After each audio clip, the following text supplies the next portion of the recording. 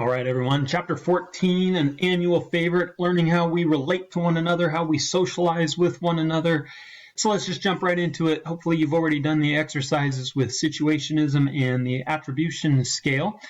And dovetailing off the attribution scale is, of course, the fundamental attribution error. And this is when we have a tendency to explain other people's behavior more using their or blaming their personalities, their disposition. Disposition is just like personality traits. When something goes wrong, we'll blame their disposition. But when something goes wrong for us, if there's a mistake made, we have a tendency to blame the situation, the environment. Now, sometimes that blame is correct. Other times, not so much, hence the term error, fundamental attribution error. So driving and taking tests are really easy examples to use with this. If I'm driving down the road and somebody cuts me off in traffic, if my response is, man, that guy is a jerk, I cannot believe he did that. What an arrogant person to think that they can cut me off in traffic like that. Well, maybe his wife just called him and she's about to give birth and he's heading down to Sacred Heart Hospital. We don't know that for sure, but if my inclination is to blame his personality, I very well could have made a fundamental attribution error. Now, by the same token, what if I cut somebody off in traffic? Maybe my wife's not in labor, I just cut that person off. I might say, oh, yeah, that was a bad move on my part. But yeah, that's not me. I don't usually do that kind of a thing. Maybe I was a little bit in a hurry to get down to the school for the third period. Now, maybe that's true. Maybe I was just in a little bit of a hurry and the situation dictated my behavior. But on the flip side, maybe I am a jerk. Maybe I do cut people off in traffic all the time. Maybe I do think I own the road. So it's not always an error, but it's a very common thing to do. Blame others for their personality traits, their disposition, blame ourselves, not really even blaming ourselves, but blaming our own mistakes on the situation at hand.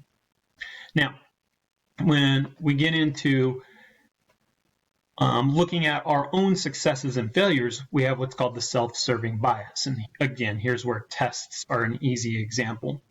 If you do really, really well on an English test, you might give yourself credit for the success. It was your study habits. It was your disposition, your personality traits. I really am smart. I did that really well because I studied really hard. Yeah, I deserve that. If you fail, though, you might blame the teacher.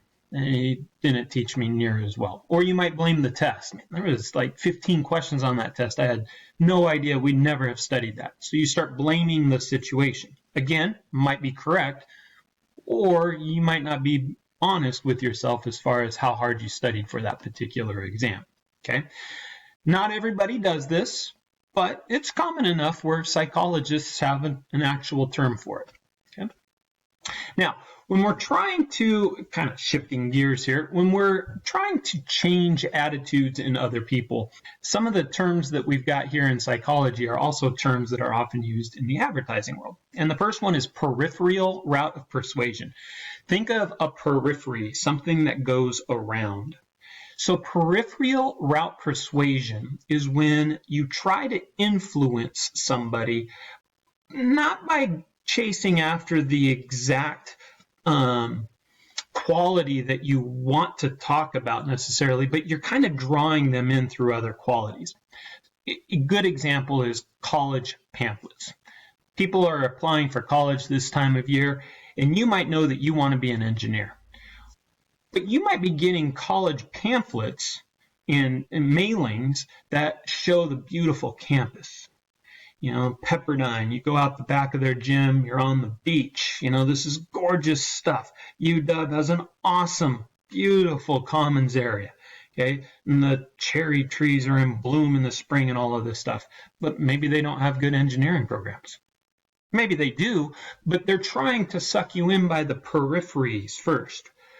Versus central route persuasion, which you might get a mailing that says, check out our engineering department. It is fantastic, and it's going to give you the best education. So central route persuasion versus peripheral route persuasion. Foot in the door phenomenon is literally from a term where door-to-door salesmen used to put their foot in the door to keep the door open so you couldn't slam the door open on them, or slam the door closed. So again, easy example, which we don't really have anymore, although in the last 5 years or so I have seen some around. Door-to-door vacuum salesman. You're not going to get a door-to-door vacuum salesman that comes, knocks on your door, you open the door, and they say, hey, I've got a great vacuum here, only costs $550. How about it? You want it? Nobody's going to say yes to that. So you might get a door-to-door salesman come up, knock on the door. You might be like, I'm really not interested in anything right now before they even start to talk. They literally used to put their foot in the door before you could close it, and they say, hey, I know, I'm bothering you this afternoon. Can you just listen to me for like 30 seconds and I'll give you a handout, then I'll get out of your hair. Well, you say, okay, go ahead. What do you need? And they give you a little 30-second spiel. They give you a pamphlet, and you can look at the pamphlet. You might go, huh. And that little pause might allow them to say, you know, I can elaborate a little bit. Can I come in and show you how this vacuum works? Yeah, oh, okay, come on in. And then they throw dirt and stuff on your door, and the vacuum doesn't a great job. And they say, you know what? I'll tell you what, I'll give you a deal on this. It's usually $650, but I'll give it to you for $550. Now they've got their foot in the door, they're in, they vacuumed up everything works good. You might be more inclined to spend the $550. Foot in the door phenomenon.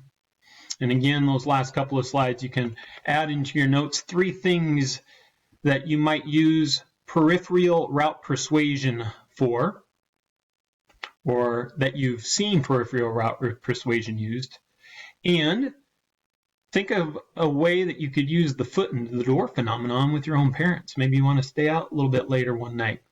How could you get them to maybe agree to that?